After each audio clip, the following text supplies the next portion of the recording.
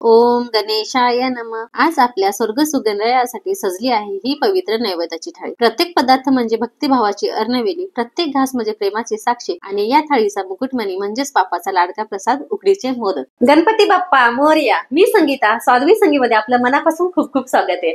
तर आज आपल्या लाडक्या बाप्पासाठी नैवेद्याची थाळी बनवणार आहे. ही फक्त थाळी म्हणजे जेवणच नव्हे, तर परंपरेचा, भावनेचं प्रतीक आहे. 0 मिनिटात रेसिपीला सुरुवात करूया. चला तर मग सुरुवात करूया. पुरीसाठी पीठ भिजू. तर इथे मी घेतलंय 2 वाट्या गव्हाचं पीठ. त्यात थोडासा म्हणजेच साधारणतः 2 मोठे चम्मच बारीक रवा ऍड करून घेतलाय आणि चवीपुरतं मीठ.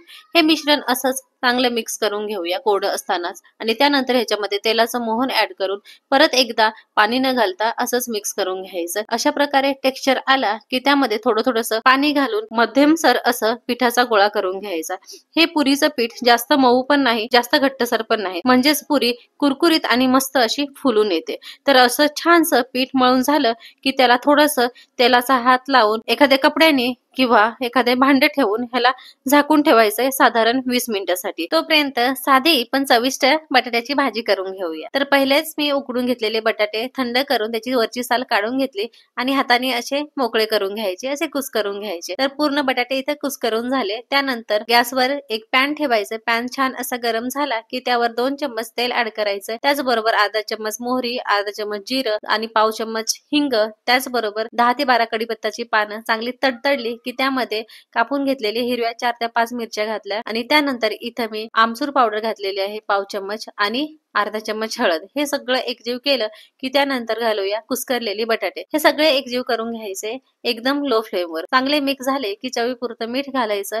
मस्त एकदा मिक्स करून घेऊया. त्यानंतर गॅस बंद करून घ्यायचंय आणि वरून मस्त असं कोथिंबीरने सजवून घेऊया. तयार झाली साधी पण बाप्पाच्या नैवेद्यासाठी मनापासून केलेली भाजी. आता करूया बाप्पाच्या नैवेद्यासाठी चविष्ट आणि पौष्टिक अशी चवळीची उसळ. तर चवळी अगोदरच मी शिजवून घेतलेली, त्याचबरोबर कांदा खोबऱ्याचं वाटण पण तयार करून घेतलेलं आहे आणि काही खडे मसाले घेतलेले आहे.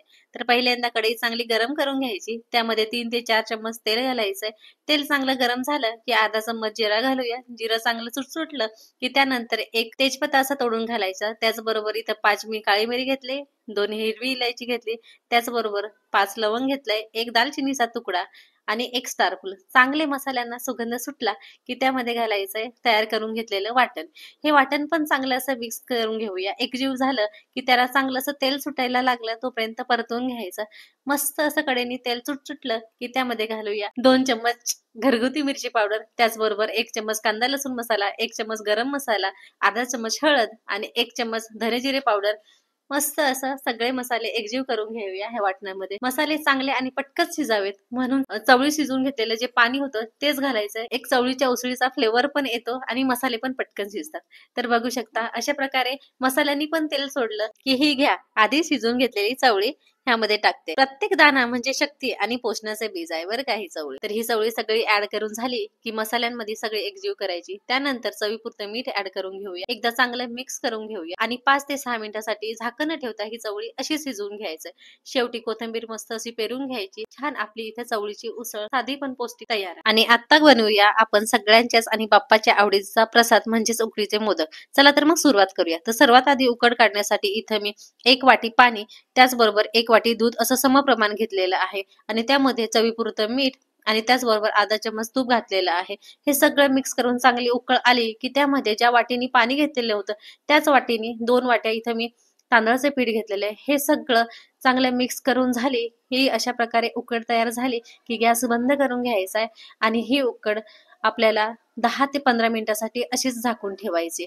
तर आपली उकड झाकून ठेवली तोपर्यंत आपण मोदकासाठी लागणारं सारण तयार करून घेऊया. त्यासाठी मी 1 चम्मच इथं तूप घेतलेले, त्यामध्ये 1 चम्मच खसखस घेतलाय, 1 चम्मच पांढरे तीळ घेतले.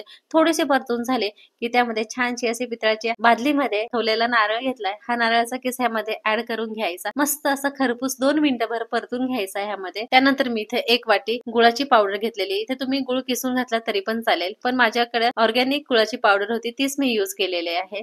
हे सगळं मिश्रण एकजीव झालं की त्यामध्ये फ्लेवर येण्यासाठी पाव चम्मच मी इथं वेलची पूड घेतलेली. वेलची पूड चांगली मिक्स करून झाली की थोडंसं जायफळ किसून घ्यायचंय म्हणजे मोदकाला छान असा फ्लेवर फ्लेवर येतो। त्यानंतर आपण इथं मी थोडेसे काजू आणि थोडेसे बदाम असे ठेचून घेतलेले होते।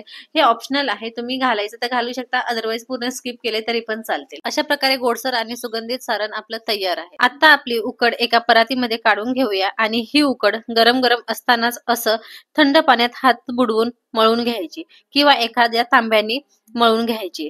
तर ही उकड कशी मळायची, कितपत मळायची, किती वेळापुरती मळायची हे आपल्या चॅनलवर उकडीच्या मोदकाची पूर्ण रेसिपी दिली आहे। तसेच डिस्क्रिप्शन मध्ये पण ह्याची रेसिपी मी शेअर केली आहे, तर तुम्ही नक्कीच बघा। तर जेवढी उकड चांगली मळली तेवढा मोदकाचं आवरण मऊसूद होतं आणि मोदकाला कळ्या पण मस्त पाडता येतात। अशा प्रकारे उकड मस्त मऊसूद मळून झाले आहे। आता करूया सर्वात सुंदर आणि काळजीपूर्वक काम, ते म्हणजेच मोदक तयार करणं। त्यासाठी उकडीच्या पिठाचा छोटासा गोळा घेऊन हलक्या हाताने पुरीच्या आकाराचा पातळ आवरण तयार करून घ्यायचंय। मग त्यात हळूवार हाताने जणू कळ्या उमलतात तशाच पाऱ्या तयार करून घ्यायच्या। अशा प्रकारे एक कळीदार वाटी तयार करून घ्यायची। मग ह्या वाटीत गोड सुगंधित सारण भरून ह्या वाटीच्या कडा एकाच दिशेने वळवून घेऊ आणि अशा प्रकारे हळूवार हळूवार करून ह्या कडा पूर्ण बंद करून घ्यायचे। तर बघा ना, किती सुंदर कळीदार मोदक आपला तयार आहे। त्याच्या पाऱ्या म्हणजे जणू उमललेल्या फुलांच्या कळ्याच। प्रत्येक मोदक म्हणजे भक्तिभावाची फुलं आणि त्यातला गोडवाचं रूप म्हणजेच आपलं प्रेम। चला तर मग सुंदर असे सगळे मोदक आपले इथं वळून झालेले आहेत। वा, खूपच छान। हा भाग म्हणजे मोदकाला अंतिम स्पर्श देण्याचा। आता एका मोठ्या पातेलीत पाण्याला उकळी काढून घेऊया आणि ह्या वाफेतच मोदकाला वाफवून घ्यायचे, त्याच्यामध्येच खराखुरा गोडवा असतो। तर एक केळीचं पान आपण ह्या चाळणीमध्ये पसरवून घेऊया आणि त्यानंतर तयार केलेले मोदक पाण्यामध्ये बुडवून आणि ह्या केळीच्या पानावर अशा प्रकारे ठेवून घ्यायचे। बघा ना, किती सुंदर दिसतायत ना। आता अजून सुबक दिसण्यासाठी आणि सुगंधासाठी प्रत्येक मोदकावर एक एक केसरची काडी ठेवून घेऊया। वा, अजूनच मस्त दिसतंय ना आपला प्रसाद। अशा प्रकारे सगळ्या मोदकांवर एक एक अशी केसरची काडी ठेवून घेतली आणि आता झाकण ठेवून हे मोदक साधारण 15 मिनिटांसाठी वाफवून घेऊया। आपले मोदक वाफेवर शिजतायत तोपर्यंत झटपट पुरी तयार करून घेऊया। पुरी शिवाय नैवेद्याची थाळी अपूर्णच वाटते, नाही का? तर हे घ्या, मुरलेले पीठ अगदी मस्त झालंय। आता छोटे छोटे गोळे करून घेऊया आणि एक गोळा घ्यायचा आहे, तो कोरड्या पिठात असा घोळवायचा आणि छान अशी गोलाकार पुरी लाटून घ्यायची। पुरी लाटताना लक्षात ठेवा, फार जाड पण नको आणि फार पातळ पण नको, कारण बाप्पासाठी आहे म्हणून अगदी परफेक्टच व्हायला हवी, नाही का? तर बघा ना, ही पुरी किती सुंदर दिसते, गोल मटर माझ्यासारखीच ना एकदम। बघा, अशा प्रकारे पुरी छान अशी लाटून झाली। आता सगळ्यात मजेशीर भाग म्हणजे पुरी तळणं।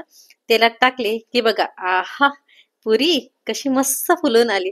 पुरीचा हा आवाज आणि वास म्हणजे खरं तर सगळ्यांनाच पोट खळवळणारा असतं, नाही का? बघा, अशाच प्रकारे गोल मटर पुरी आपली तळताना थांबावंसं वाटत नाही, पण लक्षात ठेवा, आधी बाप्पासाठी मग आपल्यासाठी। तर मैत्रिणींनो, बघा ना, पुरी फुलली की वाटतंय नाही का भक्तिभाव ही फुललाय असा। तर अशाच प्रकारे सोनसळे पुऱ्या आपल्या तयार आहे। आणि आता करूया थाळीतला कुरकुरीत प्रकार म्हणजे सुरणाचे काप। सुरणाचे पातळसर काप करून घेतले, त्याला हळद, लाल तिखट, मीठ आणि थोडासा मसाला लावून मुरवून घेतलं। त्यानंतर हे काप रव्यामध्ये घोळवून घेतले आणि गरम गरम तेलात सोडले की आवाज येतो ना, सुर असा। हा आवाज म्हणजेच तळणीतलं संगीत।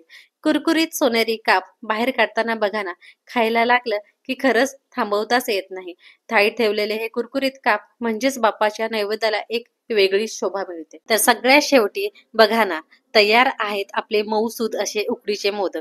एक मोदक हातात घेऊन दाखवते, बघा ना, किती सुंदर कळ्या उमलल्या आहेत। हा मोदक म्हणजेच फक्त गोड पदार्थ नाही, तर बाप्पाशी जोडलेला प्रत्येक आपुलकीचा धागा आहे। म्हणतात ना, मोदक हा बाप्पाचा लाडका प्रसाद आणि आज तो आपल्या प्रेमाने बनवलेला आहे। केळीच्या पानावर ठेवलेला गरमागरम भात, त्यासोबत सुगंधित डाळ, साधी पण चविष्ट बटाट्याची भाजी, प्रथिनांनी भरलेली चविष्ट अशी चवळीची उसळ, कुरकुरीत सुरणाचे काप आणि गोडवा वाढवण्यासाठी तांदळाची खीर, त्यासोबतच घरगुती पुरी आणि सगळ्यात महत्वाचं म्हणजे बाप्पाचा आणि आपला सगळ्यांचाच लाडका प्रसाद उकडीचे मोदक। ही थाळी म्हणजे फक्त पदार्थच नाही, ही आहे परंपरा, आरोग्य आणि भक्तिभावाचं सुंदर रूप। चला तर मग सगळ्यांनी मिळून म्हणूया, गणपती बाप्पा मोरया, मंगलमूर्ती मोरया। ही थाळी बघून तुम्हालाही भक्तिभाव जाणवला ना? मग तुम्ही पण घरी बाप्पासाठी काय काय नैवेद्य करता ते नक्की कमेंट्स मध्ये लिहा आणि हा व्हिडिओ आवडला असेल लाईक, शेअर, कमेंट्स आणि चॅनलला सबस्क्राईब करायला विसरू नका।